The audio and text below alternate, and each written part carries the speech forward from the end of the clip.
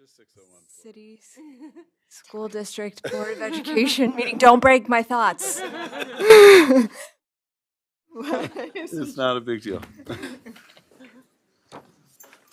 I pledge allegiance to the flag of the United States of America and to the republic for which it stands, one nation, under God, indivisible, with liberty and justice for all.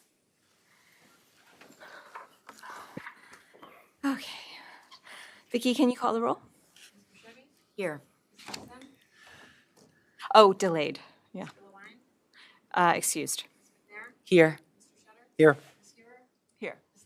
Here. Matt, can you review the fire exits? Exits are in the back of the LGI. Okay, let's stand again for a moment of silence for Addison Goodson, who was a bus monitor with the Beacon City School District.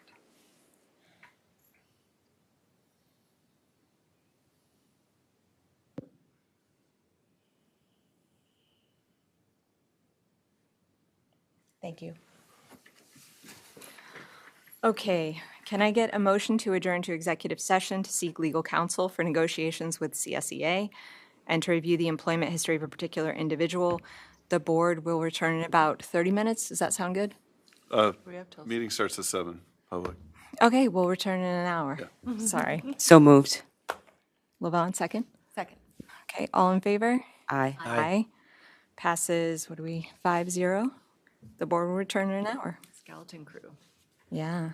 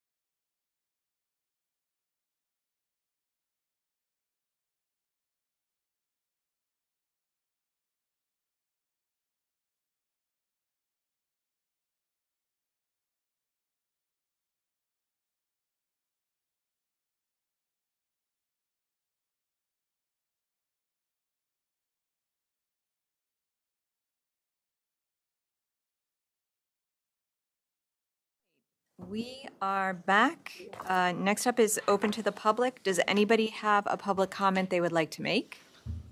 Seeing none, we are moving on to the BOCES budget presentation. If we want to get started, we've got Jody and Michael. Mike. We've got you as Michael on the agenda, but I'll keep it casual. He answers to Michael. He also answers to Matt and Mark, in case you're wondering. Anything with an M. Okay. Is there a clicker, or do you want to present from there? Yeah, if you could present that, that'd be best, yeah. There's a microphone there. Okay.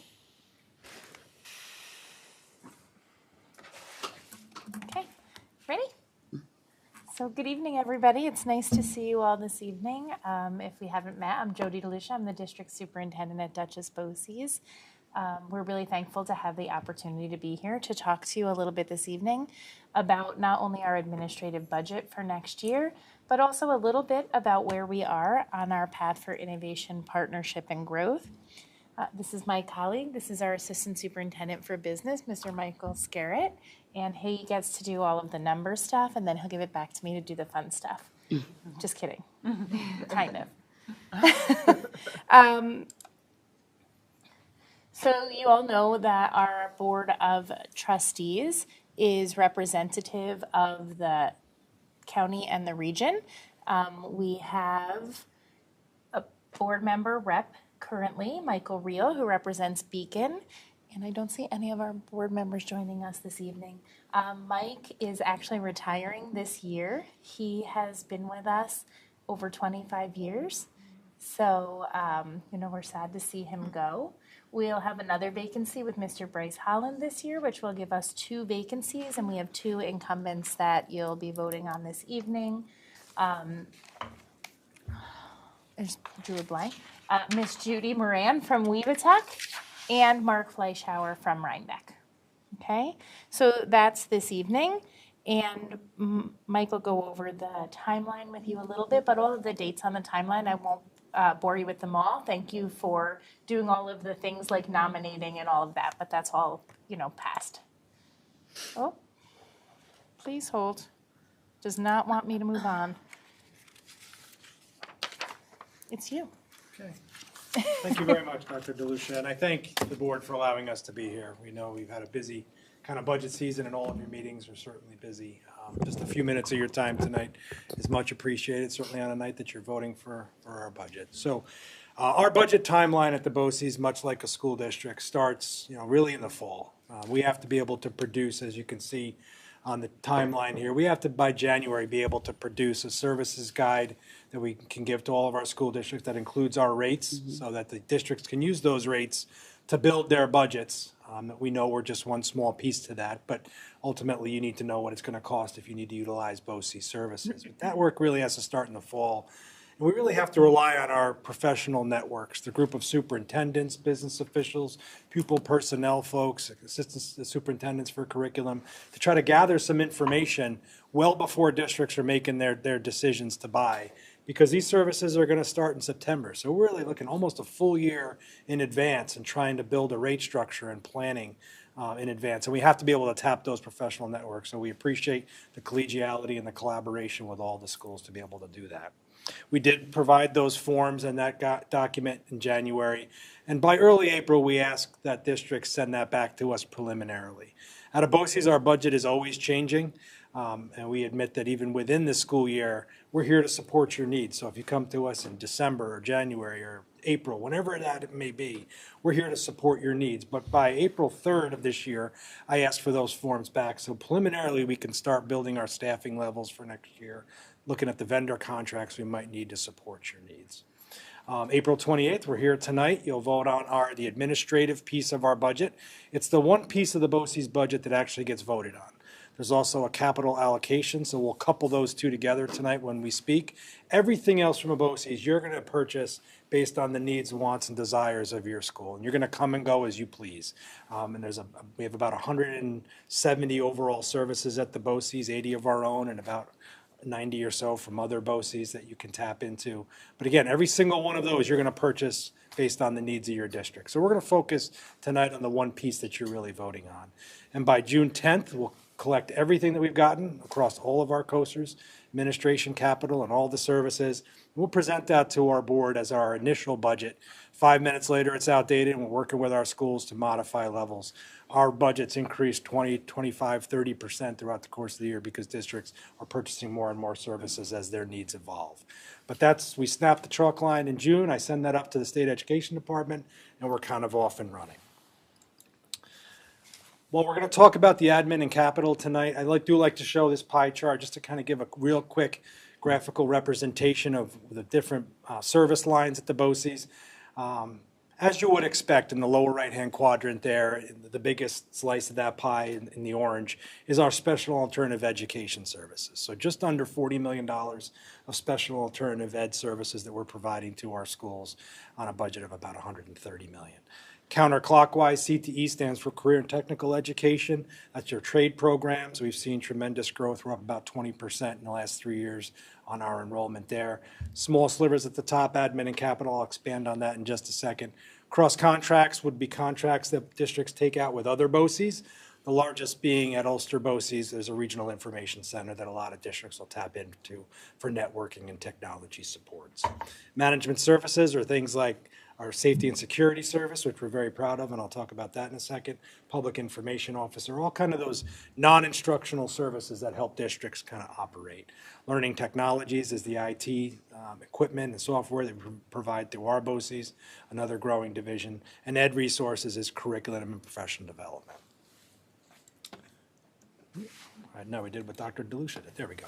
So any budget process really starts with a set of assumptions. We have a teacher's contract that's expiring June 30th, so it's imperative that we reach an agreement that's both fair to our teachers and related staff in that unit, but is also prudent because whatever costs we have has to get built into and borne by the rates that we charge districts, and we want districts to buy our services. We want to have competitive rate structures. We're a member of the Dutchess Educational Health Insurance Consortium. We're one of 24 members. We get a vote, but it's no more important than anybody else's vote. And the average increase next year is 9.9%. So we've utilized that in our budgets. That's both active and retiree. On the retiree side, there's a Medicare primary rate. So those that have Medicare as their primary source of insurance, and a non-Medicare rate. The Medicare rate is a little lower because Medicare picks up first 80% roughly of all costs. And you'll see why that's important in our administrative budget here in just a second. We're also looking to make strategic investments in cutting-edge CTE technologies, as well as trade technologies. We really want students to leave our classes and ultimately join the workforce working on the same sort of equipment that they worked on in our programs. We want to focus on the evolving needs of special ed, and I'll leave that point to Dr. DeLucia here a little bit later on, but we're seeing many more referrals than we're able to place, and how are we going to try to help districts meet those needs? We've seen growth in our early college and dual enrollment programs.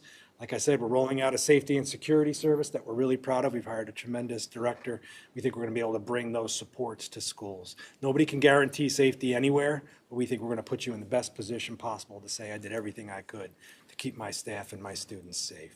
And then lastly, we do, as I said, our budget grows 20 to 30% typically a year. But we do have some pockets, some coasters that are pretty static year over year. And in those areas, we need to have the same sort of discretionary spending controls that you do in a school, right? That you're bound by the 2% tax cap. We want to feel kind of that same pressure within our own budgets and act accordingly.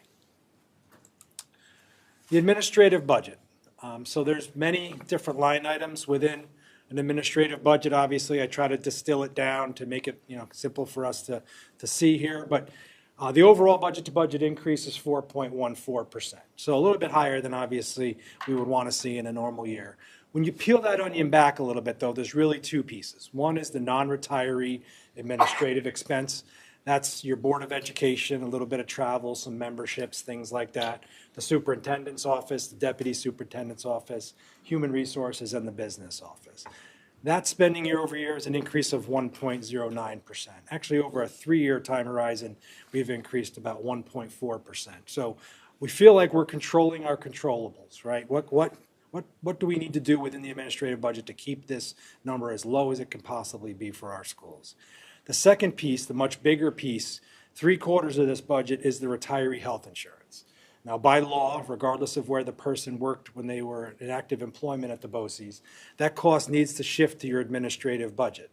The theory being, if one of those programs were out of business or we weren't going to offer that program, somewhere in the BOCES, we need to be able to support those health benefits in retirement.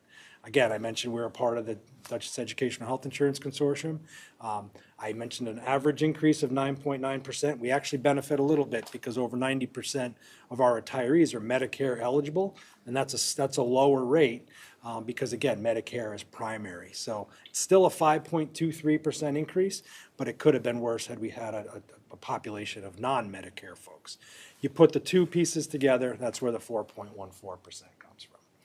Once we've set kind of the cost side of the equation, we have to look at revenue. So unlike a school where you have a tax levy and state aid, we don't have those sources. Our only sources come from charges to school districts and other revenue. Within other revenue, we do get a payment from DHIC for being the lead financial agent and providing all the financial bookwork for that. But the bigger piece is our interest income. And anybody that owns CDs or savings bonds or savings accounts has seen what interest rates have done in the last 12 months. I expect they might come down a little bit more. But our interest income on the other revenue line there is down $30,000. Obviously, if it ends up being better than that, then that would be additional revenue that would come back to you in the form of a surplus.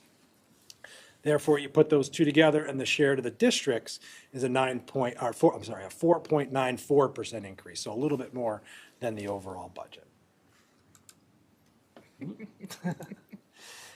Once we know obviously how much we need to raise, how do we allocate that? And again, I mentioned before that by law, the retiree benefits need to be in the admin budget. By law, the mechanism to charge your schools is a metric called RWADA, Resident Weighted Average Daily Attendance. It's essentially your enrollment. There's some weighting for students of different demographics, but in short, it's essentially your enrollment. And what the state tries to do is it tries to say, what's the overall pie and how is a district moving up or down? What is their share of that? Beacon being down 5 RWADA points year over year, and a county that's down 50, you're basically right in line with the rest of the county at an increase of 4.84%. So just a hair less than the average. The second piece that I mentioned I wanted to talk about was the capital and rental. So this is an allocation to the schools, but we want to be a partner with schools, so we want to be able to disclose this to you. This is not a large capital project, but this is things that wouldn't normally get incorporated in your facilities budget. Things like, if we had a roof leak, if we wanted to replace an HVAC unit, windows, doors, things of that nature.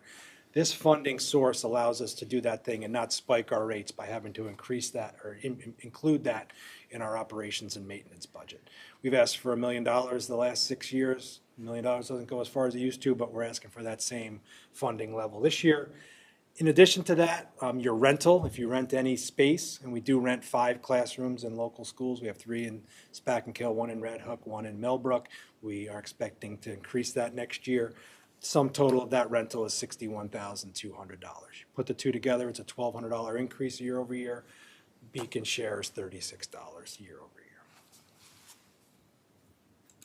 The last financial chart I like to show before I turn it back over to Jody for some fun, kind of kid information, is really your spending with the BOCES and what did you get back, right? The two sources of money back to a school district would be both surplus, meaning your revenues exceeded your spending or your expenses, and then the state aid. So Beacon with the BOCES spent $6.7 million last year, and aid typically flows the year after.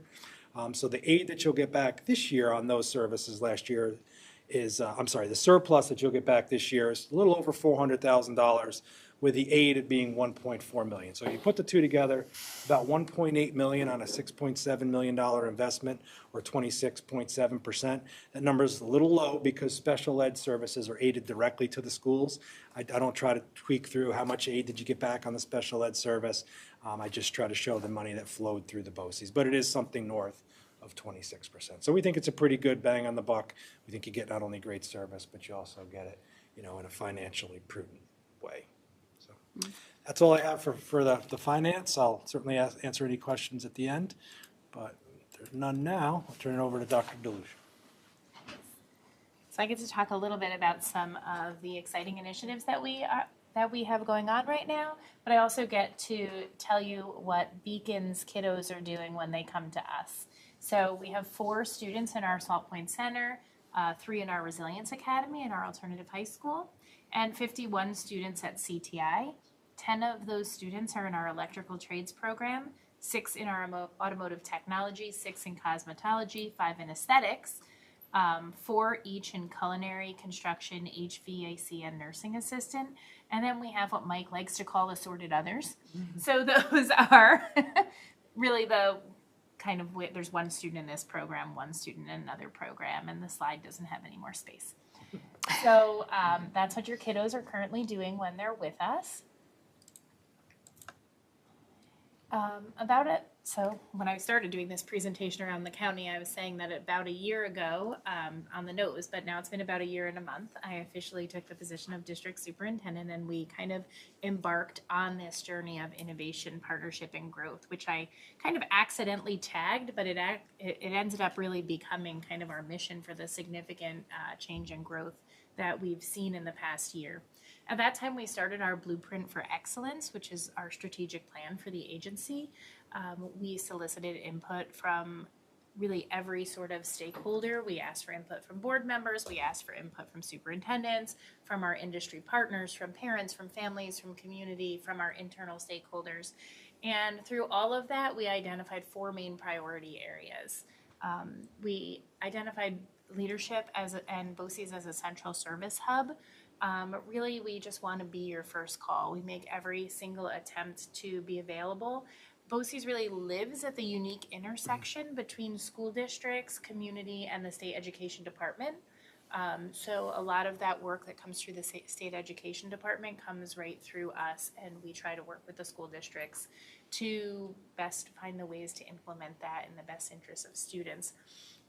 Always our focus for all of the priority areas is really creating opportunities, often for those who are the furthest from them, right? So BOCES really is a central hub for opportunity, whether it's for adults, whether it's for our students, or for our community. We work pretty closely with the superintendents, the assistant superintendents, the business officials, HR directors, and we really pride ourselves on trying to be the first call and trying to help find the answer if we don't know what the answer is. Our second priority area was talent management and development. In fact, was it last weekend? Losing track of my weekends now, but just last weekend was our first educator job fair in Dutchess County. We had about 400 people attend, which was pretty remarkable.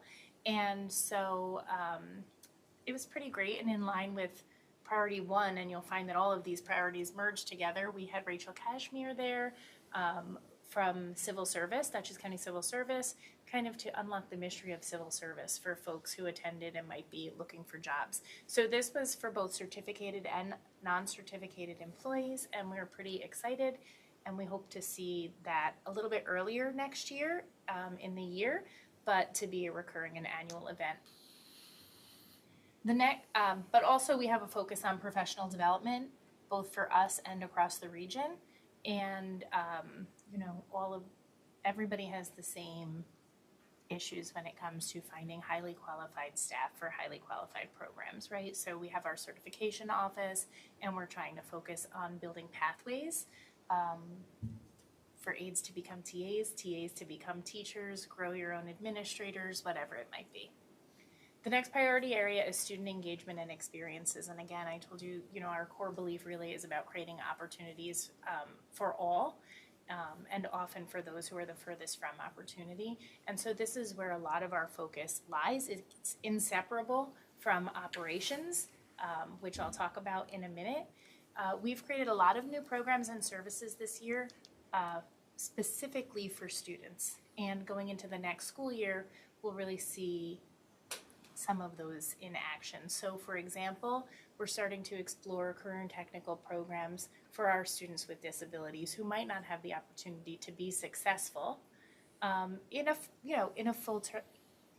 one of our current courses. So for example, we'll have a hospitality course focused on kind of front of the house for those students who really could find a job working in the hospitality field, but might not be successful in a culinary program and with knife skills or something like that. So that's kind of our first. We also have a new exploratory program that's kind of rebranded and revisited. Actually, when we had that program in the past, Beacon was our highest participating district in that program. So that will be offered. We're also expanding our special education services. When I say it can't be separated from operations, we really have come to a point where we are completely out of space at Duchess BOCES. I know that sounds completely unbelievable since we just built a capital project, but our capital project was to move the high school from one location to the next, not to expand programs and services, and the focus was not on expansion. So it was already full when it moved, right? The design phase started pre-COVID and during COVID. By the time COVID went about, our program was full. We're seeing more and more special education placements in our Resilience Academy. We have more Pegasus classes than ever, and so that building is full. But I like to give people kind of a staggering statistic when we're looking and talking about our babies. So we went back and we looked post-COVID at 2022, and we examined the number of referrals for kindergartners in our programs. And so the number of kindergartners the number of referrals is the number of packets sent to us for review to determine if we are able to accept a student as a placement. And I'm only talking about kindergartners in this instance. In 2022, we had approximately 82 referrals for kindergartners. Last year, we finished the year with 185 referrals for kindergartners from across the region, not only Dutchess County, but across the region because there are no placements for babies. Mm-hmm. We're able to accommodate approximately 40. So that just gives you a picture of the number of students who are either being retained by districts who are trying to create programming, which is very expensive for districts to create programming for very small numbers of students, or seeking placements that just don't exist, right? And that's just kindergarten. So we have no classrooms left in our Salt Point Center. And imagine what will happen now when we move this cadre of kindergartners up. We opened 3 classrooms this year for kindergartners.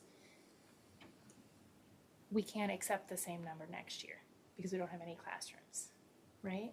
So we've finished all of the data collection from a space utilization study. We still have the survey up on our website if anybody would like to give some input on that in terms of where we should focus our energies. We are hoping to expand our CTE programmings, continue to expand our early college access in partnership with Dutchess Community College. Our goal would be that students are going to come to us and they're going to leave our career, and you have 51 babies there, leave our Career and Technical Institute, not with articulation agreements. An articulation agreement means if you go to this university, they will grant you certain credit, but with a college transcript and credits that they can take with them, potentially up to and including an associate's degree. So we're seeking all of these partnerships. We're looking for space with our district partners. We're looking for space with our industry partners. Not all programs can be placed in an in-district classroom, right? We have to be safe with all of the decisions that we make. But we do have a lot going on, and hence our operations goal, right? So that's a very small snippet. I will extend and let you know that you'll be getting hard copies of an invitation to our summit on June 2nd, which will be at 6 p.m. And I like to think of it as like a state of the BOCES, but our focus this year for our annual summit will be partnership in action. And I hope to see some of you there where we'll talk a little bit more about where we're going and all the wonderful things that we're doing. Nope. I know that you were hoping for a short meeting because there's not many items on your agenda this evening, but we are here and we're happy to answer any questions that you might have. And we really do appreciate your attention and your time and truly your partnership. Thank you so much for that thorough presentation and for the service that you provide to the districts and all the districts in Dutchess County. It's interesting, my experience as a board member, I didn't know what BOCES was. I'm not a native New Yorker, and I didn't know what BOCES was about when I first started paying attention to the school system. And now I understand what a huge support it is for school districts, and we're lucky to have it, so thank you. I don't know if anybody had any comments or questions that they wanted to bring up? No? Okay. I just, before, oh, you had a question? I did have a quick question. I mean, I'm hearing this space issue, I'm just wondering if you are thinking about another capital project for more. So Building more we're space finishing there. our space utilization study, and we know that we have to do something. I think it's likely, if I had to put a globe out there, it's going to be a combination of rental opportunities, whether that be with some of our district partners who currently have space. Location is always an issue in this county. I tried really hard, but I cannot change the geography. So it is what it is. I mean, right? We know even your kiddos who are Far coming for to us. us have quite a bus ride, right? So we're exploring that. It could be a build, it could be a combination, but we will have stakeholder forums and input, so those questions will go out before any decisions are made. But we're not planning on that immediately, but we know we have to plan pretty quickly, because for a BOCES, we're talking a good 5 years out if we're Right. talking about building, and we know there's a pretty desperate need. I had one other comment just that maybe you could share with your board. I know you're always, people move in and out of the board. I had a few people that were interested in joining the BOCES board this year, but there was no way, especially from Beacon, that they could make a 5 o'clock meeting. So I'm not sure how that decision was made, but I felt that feedback should definitely be heard. Thank you. I'll share that with our board president. I just wanted to jump in and briefly say that, we all really value Jody's leadership. She, just to be honest, kind of came in some difficult circumstances, or was, already on the team, and has really assembled a great team around her and really put Duchess BOCES in a great direction. So I'm just thankful. I have been around, oddly enough, Dutchess County for a long time now, and I'm, there's maybe only 1 or 2 superintendents who've been around longer than me, and Jody. I think it's getting passed to you this year. I think so. Well, I don't want to talk about it too much, but I'm kind of excited.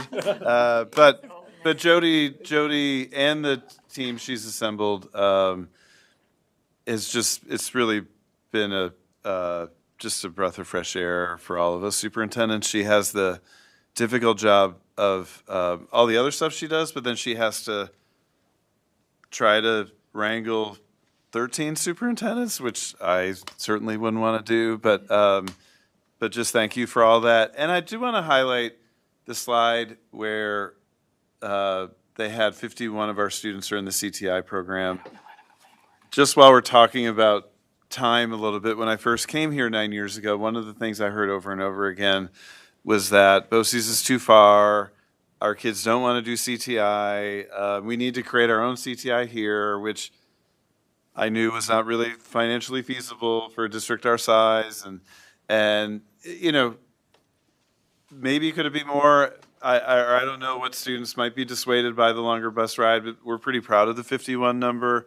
We don't put a cap on it. We try our best to, any student who's interested, as long as there's space for them in the program, we try to support that. So it's just such a great option with the new, refurbishments through the capital project that, obviously was previous to you, but was an enormous amount of work for the folks who did that. Like, it's just, I just want to give a shout out to CTI.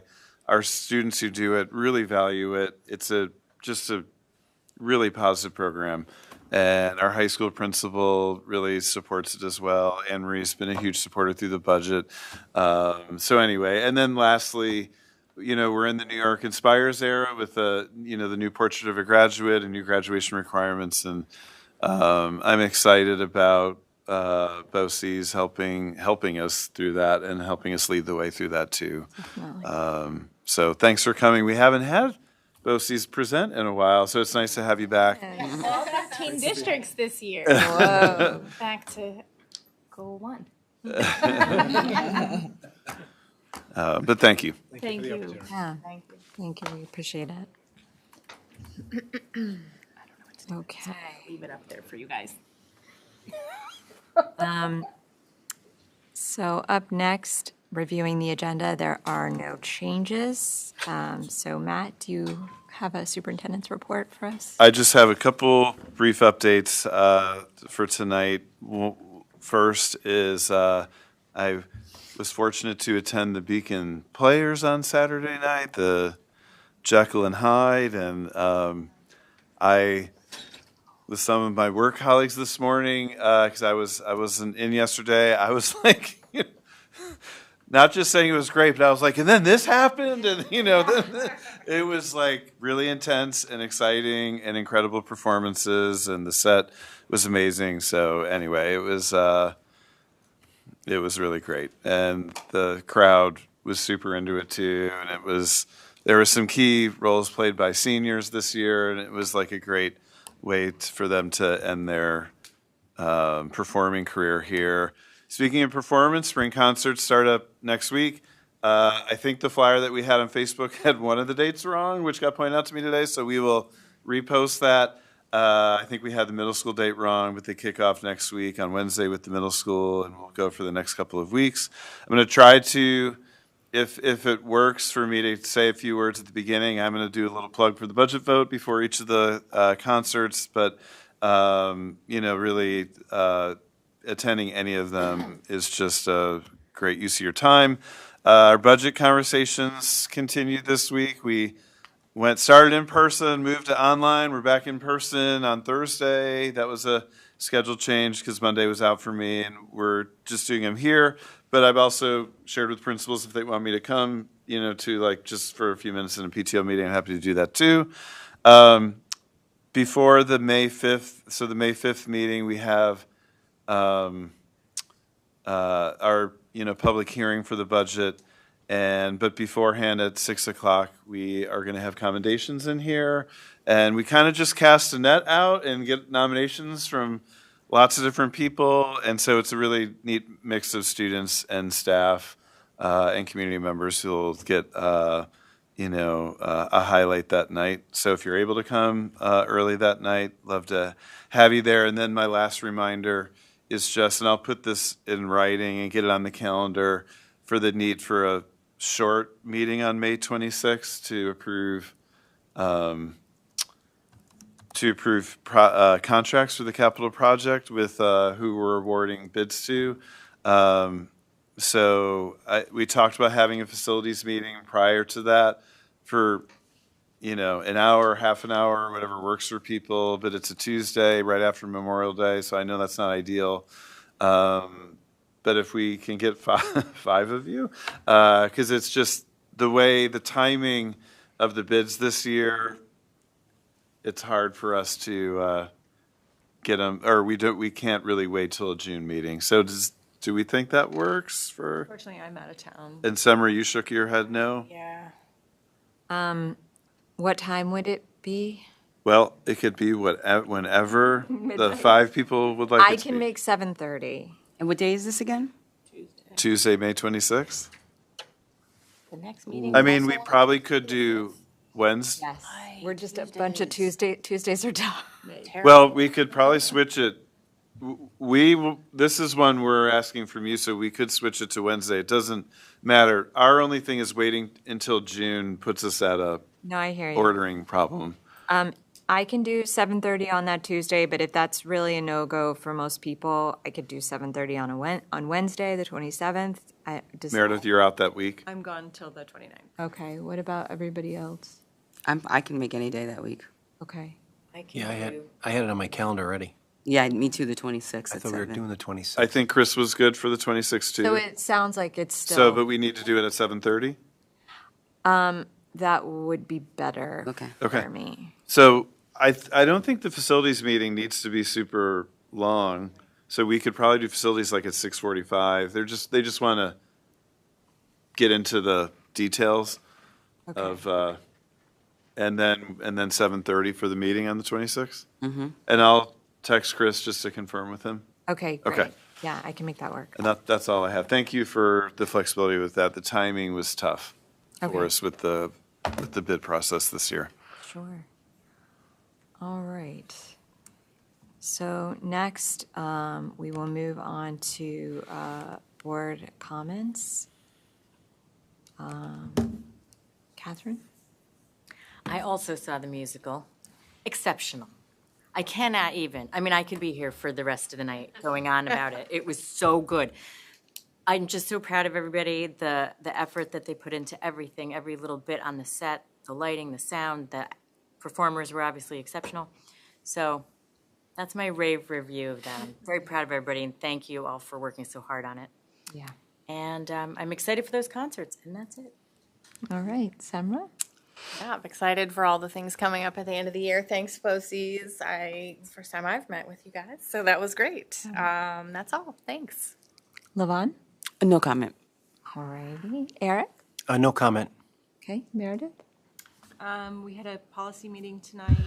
We went over 10 policies, and most of them you'll be seeing on the next agenda for approval. Great. So I also saw the performance. I went to the Sunday performance, and my older son and I went, and we were just blown away. My son exclaimed, he was like, this is the best performance, hands down, that he's seen. I love how they bring everybody up on stage to take a bow, because the set is incredible. Like the music, just everything was so, it felt very professional. The actors were incredible. And the thing that really got me at the end is, I know Jonah, so he's one of the senior performers, and he's sort of like, they were doing their bows, and then they were doing their like sort of standing O, and he's walking through the back of the stage, and he kind of turned back and like paused there for a minute, like soaking in his last role, and I burst into tears like a big baby. It was so cool. It was such a cool experience, and yeah, keep up the good work.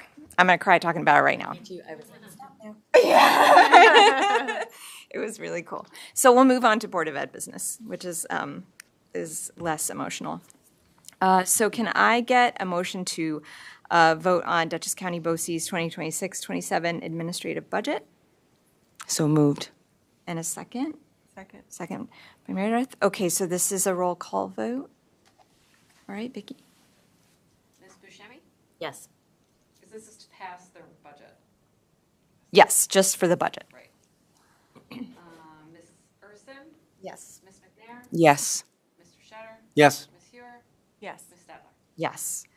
Okay, next. Can I get a vote for Dutchess County BOCES board member, can I get a motion, to vote for Mark Fleischauer for Dutchess County BOCES board? So moved. Okay, second. All right, roll call. Ms. Buscemi? Yes. Ms. Urson? Yes. Ms. McNair? Yes. Mr. Shetter? Yes. Ms. Hewer? Yes. Ms. Stadler? Yes. Okay, can I get a motion to vote for Judy Moran for the Dutchess BOCES school board? So moved. Second. Can I make a comment? before? Yes, of course. I never want to criticize someone who's willing to volunteer, because we don't have enough people willing to do that. But I have to say, I have concerns about Judy Moran on the BOCES board. I've been on several NISBA resolutions meetings with her, and she's made comments that have felt distinctly anti-publication or public education to me, specifically pro-charter, pro-school voucher or school choice, and so I will be voting no. Okay, thank you for your comment. Ms. Buscemi? No. Ms. Urson? No. Ms. McNair? No. Mr. Shetter? No. Ms. Hewer? No. Stadler? No. Oh, sorry, that's me. Okay. So the motion fails. And can I get a motion to adjourn the meeting? So, Second? second. Comments or questions? All in favor? Aye. Aye. Aye. Passes 6-0. Good night.